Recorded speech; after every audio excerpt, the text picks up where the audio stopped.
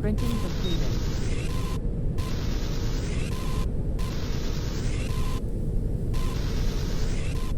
Forever Skies is one of the trickier reviews I've had to write. For one, it's early access, and it can be tricky to assess its worth now given that huge chunks of it haven't been created yet. And for another, it's an exploration and survival game, and I don't really play many survival games. Steam's early access program is filled to the brim with them, and some have become janky pieces of abandonware that never form their own identity. Even a bigger one like No Man's Sky, which despite years of updates still feels like a collection of discrete chores to play through, is more than what I typically expect of the genre, and while in theory there are some neat ideas at play, usually I'm just waiting to figure out when I can stop doing work and start actually enjoying the game. On the flip side, the first time I booted up Forever Skies, I played it for 3 straight hours and completely lost track of the time. Normally getting me to focus on something for more than an hour is like convincing your kid to leave the Disney World gift shop, but I genuinely couldn't put this game down despite it being the quintessential early access survival crafting game I in theory care so little about. Ironically, this early access release is surprisingly well polished. It took a while for me to find any bugs at all, and as of this review I only ended up finding 2 that actually affected gameplay. One was that one of the menus wouldn't scroll properly, making certain research items difficult to select.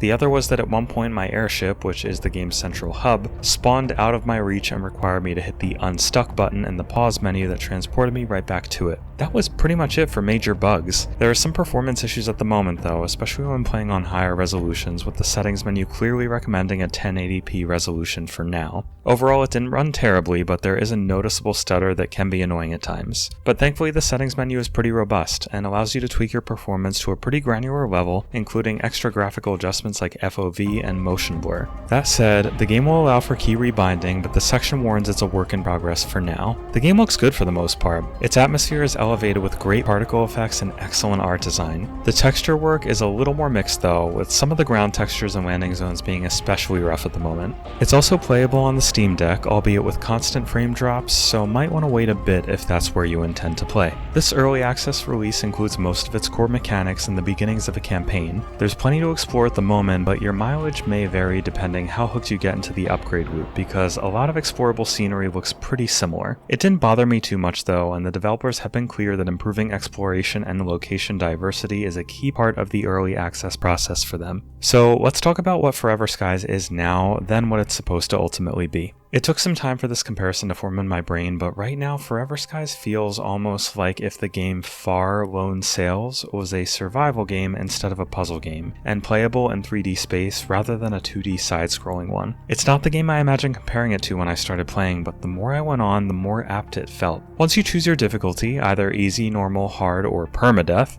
you step into the shoes of our nameless protagonist who's returned to planet Earth, which has seen better days.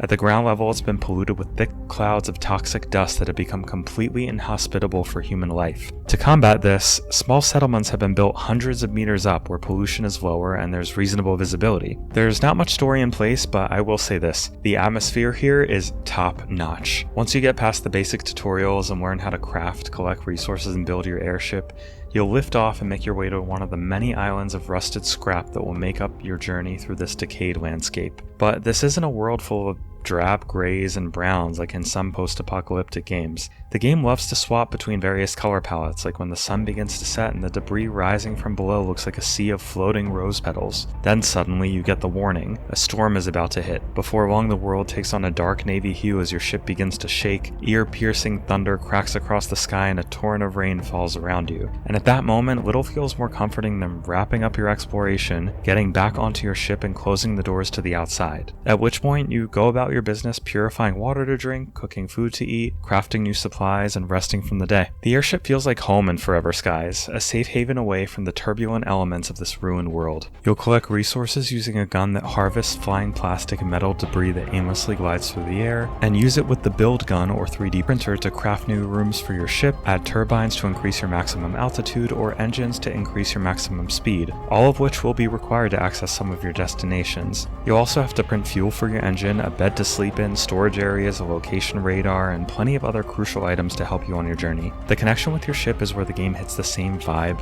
if not the same gameplay as far lone sails. It's just you and your airship against a hostile, unfriendly world, and the kinder you are to it, repairing it when needed, adding power, and keeping its engines fueled, the more you'll benefit in turn. And despite the lack of a strong story hook right now, I think there are two reasons Forever Skies managed to be the first survival game to hook me. One is that the tutorial and interface is exceptionally simple, leaving little to the imagination and being very clear about what item does what resources are needed to research or craft a particular item, and what things are needed to progress past particular roadblocks. It's intuitive without blatantly holding your hand, and the best introduction I could have imagined to figure out its various contraptions. And the other reason is that it took time to make me care. My airship is its own character in Forever Skies, and for now, the only other one. The world is expansive and gorgeous, but also lonely and hostile. One moment of the game in particular gave me chills.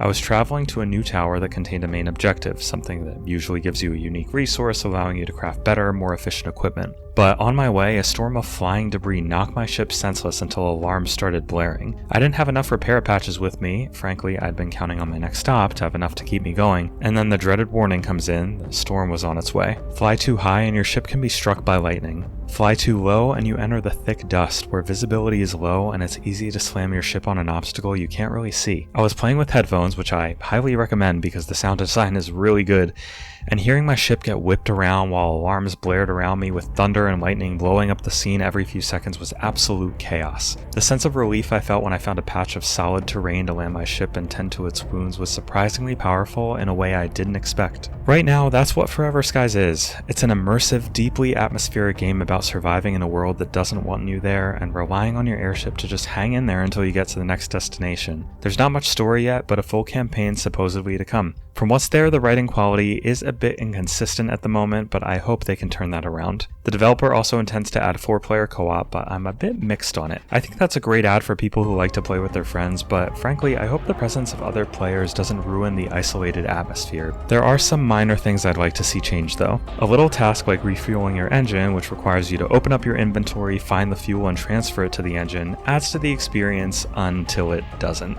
Doing these little chores dozens of times can become a little grating. Also, when exploring, you can only sprint for a few seconds before becoming incredibly winded. And sure, maybe it's realistic because the atmosphere is so polluted, but I also stuck a single giant turbine to the right side of my airship, making it look like a stupid sunfish, and the game thinks that's sound from an engineering perspective, so taking an additional liberty against realism may be warranted here. No shade to my ship though, it was a stupid sunfish, but it was my stupid sunfish. With so much left to be added, is Forever Skies worth playing now? Honestly, I'd be a hypocrite if I said no, because as soon as I'm finished with this review, I'm going to be playing more of it. What's here is such a great start that for the first time in my experience gaming, I'm excited to see an early access survival game develop.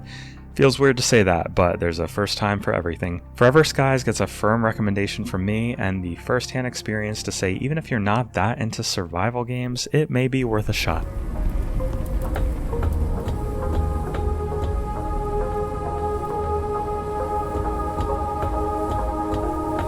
Health parameters low. Check the database for details.